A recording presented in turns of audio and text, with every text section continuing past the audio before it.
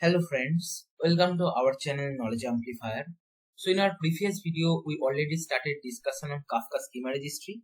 We have already discussed the theoretical understanding part, which if you want to explore in detail, you can check the description link. And then we discussed how we can integrate glue schema registry with our Kafka cluster, which is running in our local system using Python, right? Now we earlier discussed the producer part integration with schema registry. Now today in this particular video, let us try to explore how using Python KafkaConsumer we can integrate the glue schema registry and basically consume the message from our Kafka cluster. Okay, right? So if you recall our previous video, here we discussed this particular Kafka producer code, right? So here basically I am importing all the necessary modules. So for AWS Glue and Kafka integration, here we are using this particular module which you can easily install. The installation code also I have provided earlier, that is using this particular command you can install the glue schema registry. And for Kafka producer, here we are using the kafka-python module only. Then here we created the session, and using the session we created the client. Then using the glue client we created the schema registry client, and then from there we created a serializer, right? Because if you recall our previous video, I told you that in our producer section there should be a serializer, right? That serializer will serialize our incoming data if the data is following the proper structure. Okay, and then this particular schema, whatever we have provided to producer, if the serializer is using that for the first time, it will register that in our schema registry, and then it will return the schema ID. With the schema ID, the serialized data, the aws-serializer will send to our Kafka cluster, right? And if the schema is not a new schema, then mostly what happens that in producer side there is a local cache where the schema ID versus schema mapping is available. So as soon as producer will use an already existing schema, then most of the time the schema ID is available in local cache itself. No need to go to schema registry for the schema ID, right? That's how it works. So based on that concept only we did programming. Here we are creating the producer, and then here we read a schema file, right? Which is basically having the name user.avsc. If you recall, this was our schema file where we are mentioning that name, age and subject. Name should be string type, age should be integer type, and subject should be string type, right? So that schema we mentioned, and then here we are passing a sample data which is following the schema properly. Like for example, I will put subject part also. So maybe I can put English, right? And then here we are basically using producer.send, and here we are mentioning our topic name. If the topic is not existing, then this particular producer will create that particular topic and then insert the data in it if the data is following the proper schema. Okay, and then here while passing the value, here along with data we need to pass the schema. Okay, and then here we are using synchronous send method. Okay, and here we are using basically AWS Glue schema registry. So as of now, currently no registry is there. Earlier whatever registry I created, that I deleted to show you a fresh demo. So let me just create the registry again. Okay, so here I have given the registry name as my registry. Under that registry you can have multiple schemas. Okay, so you can provide any registry name as per your wish. So I am giving this name, and here I will add the registry. Within the registry, if we go here, you can see add schema option is there. Okay, and I told you that most of the time in our real-time environment, whenever we work with Kafka, then within a particular topic, similar kind of schema related message only we publish, either one particular schema or some schema which is evolved from the older version of the schema. That similar schema related message only we publish within a particular Kafka topic, right? So whenever schema will be created, that should be having the same name as of our Kafka topic. Okay, that way from the schema name itself we can understand that this schema is used in which topic. Okay, right, that also I have discussed, and that's our pretty much producer code. Now if you recall the consumer side, it is very simple. In producer side we need to provide the schema file, right? But in consumer side it is not required, because whatever message the producer is publishing, there itself the ID is attached with the header section, right? So what will happen when consumer will consume the data, it will check whether in local cache that ID is available or not. If it is available, it will get the schema corresponding to that ID from local cache itself, and it will use that particular schema with aws-glue-schema-registry to deserialize our message, that is convert our message from bytes to actual data. Okay, and if there is a mesh, that is that particular schema ID, if it is not available in local cache, then the aws-glue-schema-registry will send this particular ID to schema registry. Basically, it will make a request, and then schema registry will return the schema corresponding to that particular ID. Okay, and then using that schema, aws-glue-schema-registry will deserialize the serialized data. Okay, so here in consumer side, we no need to provide any schema. Only in producer side, we negate that. With the ID only, the consumer will be able to understand this schema which our aws-glue-schema-registry in producer section has used. Okay, right? So let's see the consumer code today in this particular video. Earlier we used consumer from conductor tool only, but this time we no need to use conductor because here we have written our own Python code. Okay, so here we are importing the Kafka consumer from KafkaPython module, which I used earlier also. For connecting with aws-glue-schema-registry and our consumer which is running in our local system, here we need to import the necessary modules from aws-glue-schema-registry, and here we are importing some other required modules. Here we are creating the session, same like producer. Here we are creating the glue client, and then here we are creating the schema registry client. Okay, now here in consumer side we need deserializer, right? So we are creating the deserializer, and then here what we are doing, we are creating the consumer using our KafkaConsumer. Here we are mentioning the topic name. Okay, basically the producer is publishing in what topic? From the same topic the consumer will consume. And here our Kafka cluster is running in local server, right? So that bootstrap server URL I have provided. Then value deserializer, here the deserializer whatever we created, that one we are providing. Group ID I am mentioning because it might happen that your consumer is running along with multiple consumers within a particular group, and they all are consuming from a particular Kafka topic for parallelism. So group ID we are mentioning here, and auto offset reset, here we are configuring RDS. Okay, what is meaning of auto offset reset already I discussed. If you want, you can check my previous videos. And here enable auto commit we kept as false. Okay, because here we will do manually commit for exactly one's process.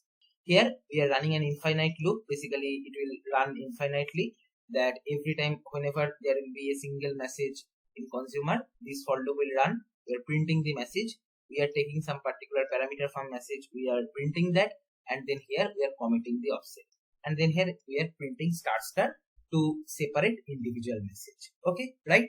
So this is our simple consumer code. Okay, nothing much is there. In producer section, here we need to read this schema file and do all this activity, but in consumer side for schema registry it is not required, because in the message itself the schema ID will be attached. If the schema ID is not available in the consumer local cache, it will go to glue schema registry, get the actual schema using the ID. As simple as that. Okay, right? So now let's do the experiment. So what I will do first I will use this particular schema. Okay, as of now you can see in our glue schema registry nothing is there. What I will do, I will start our producer, but before that I need to start the server. Okay, so what I will do here, I am having my local Apache Kafka cluster, so that one I will start. So for that first I will start my zookeeper, and then here I will start my Kafka server. So zookeeper is started, and here I will paste the Kafka server code. So let it run. So here it is started. Okay, now I can start my producer. As soon as I will start my producer, because this schema we are using for the first time, as you can see it is not registered, so our aws-serializer from producer will register this schema here. Okay, so that one I will see. So I will start my this particular code, and then here you can see basically here in this case this particular topic also is not available, so our producer itself will produce that particular topic. Let me show you. So here if you see, I am going to Kafka logs. Here you can see just now the folder got created, which is basically storing the topic. Okay, and here you can see -0 is there because by default it is having only one partition. Okay, so here the partition number is basically 0, offset is 0 because this is the first message, and in this topic it published the message. That's what it is printing. Okay, now if I am going to glue, if I refresh this place, here you will see with the topic name this schema is created. The topic name is glue schema BMS. So with that same topic name, here we are having our schema. Okay, if I enter inside that, here we are having our version 1. If I go inside that, here we are having our schema. Okay, right? Now what we will do, we will start our consumer. Okay, and we will see whether it is working or not. Okay, so eventually what will happen, obviously because we are starting with this kind of schema for the first time, so as a first time it will be a miss from local cache. So the consumer deserializer will go to schema registry. It will share that particular ID, schema ID, which is attached with that particular message. And where is our message? Our message is basically stored in this particular topic, right? I can show you that. So here if I go inside our data, here you will see that here message is available. Okay, now the message is basically a serialized message, so we might not able to understand completely. So what will happen, within this message only the information that what schema it should refer for deserialization, that is available. Okay, so that our consumer deserializer will understand. Using that particular ID, it will get that particular schema from the glue schema registry, and then it will deserialize. Okay, so I will run now the consumer. Okay, so here you can see when I'm running my consumer, here see the value part, that is hello age English. So that's what message we have published, right? Hello age English. So that is basically successfully coming here, that is consumer has consumed. Okay, and if I go to my schema registry, there will be basically no change because consumer is not registering any schema or doing something. Okay, right? So now what I can do, maybe suppose I am publishing a bad data now which is not following this schema. So in our schema here we have mentioned that it should have subject as string. Okay, suppose subject we are not passing. So what will happen? It will act like earlier I discussed when I explained the producer code. Basically the message will not be published and it will throw an error that no value or no default for subject. Okay, right? Maybe suppose by mistake I am publishing a bad data age which is should be integer, but suppose I am passing string type. Okay, then if I try to run, then here also due to schema registry it will not allow to publish the particular corrupted message. As a result, in our consumer side the message is not even available. So there is no worry that might be some bad data will break our downstream consumer, because here the producer itself is not allowing to publish that bad record to our Kafka cluster. Okay, because we are using schema registry, and that's the advantage of using schema registry, right? So maybe I can produce a message properly, like for example hi to, and age maybe I can pass 20, subject maybe I can pass maybe science. Okay, and then I can save this, and then here I can run. Because this is following the proper schema, here it got published. Okay, now this is the second successful message. So here offset got implemented to value 1. First one was 0. Now if I am going to consumer, as it is continuously running, so here you can see the consumer has consumed hi to, age 20, subject science properly. Okay, right? It is very simple, I hope. And now obviously here also the schema evaluation will automatically be handled. Suppose I am using a new schema, that is basically modified version of our first schema, then the producer will automatically understand that okay, this schema is got changed. So it will go to schema registry. Schema registry will do a compatibility check with our earlier version. If the versions are compatible, it will register that in schema registry and will return the schema ID. And that new schema ID, the aws-serializer will add with the serialized data and will send to our Kafka cluster. Consumer will get that new schema ID which is having the v2 version of schema, and obviously in local cache it will not be available, so it will be a miss. So it will go to schema registry, will get the updated or evolved schema, and using that the deserializer will deserialize our data. Okay, as simple as that. So here let me show you. Suppose for example I am removing this particular subject part.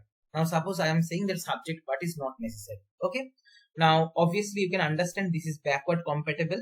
Okay, because we are removing one particular field, and whenever we remove a field, then that schema by default is backward compatible, right? I explained the process that why it is backward compatible in my previous video also. So here you can see this particular schema is actually backward compatible. So obviously the new schema version compatibility check will be successful. Okay, right? So I can show you that. I will just save this one, and maybe I can pass the name as evolved schema. Okay, now point to be noted, here we are basically doing a schema evaluation, but this schema is related. Okay, so within a particular topic, again and again I'm mentioning this point, very important, that within a particular topic we should try to have all the messages which is following similar pattern schema. Okay, like in this particular case here although the schema evolved, but that is for a particular same topic only. So that's why we no need to worry about anything else. So here you can see the subject part. Earlier when we were not keeping, we were getting error, but now if I remove, then also it will not be having some problem. Only the new schema will be registered in our schema registry with a new version, and obviously the consumer will use that new schema version only for deserialization purpose. So maybe let me show you. So if I am running this, here you will see that here it ran successfully. This is third message, so offset is 2 because it starts from 0. I can go to schema registry, and here if I refresh, here you will see the second version. If I click on that, here you will see that the subject part is not there. And if I go to consumer, here the consumer also has not broken. Here see evolved schema age 20. Whatever message we publish, that one the consumer has consumed. That's the beauty of schema registry, that it automatically handles the schema evaluation. Okay. And suppose we are sending some schema which is not compatible. Like for example, we are basically suppose passing subject, and this was our first schema, and then I am putting 1 comma and maybe subject 2. Okay. So whenever we are adding a new field, that is basically not acceptable in case of backward compatibility, right? So here what will happen? It will fail. So if I just run our producer here, because the schema compatibility will fail, so here the producer will throw an error. You will see.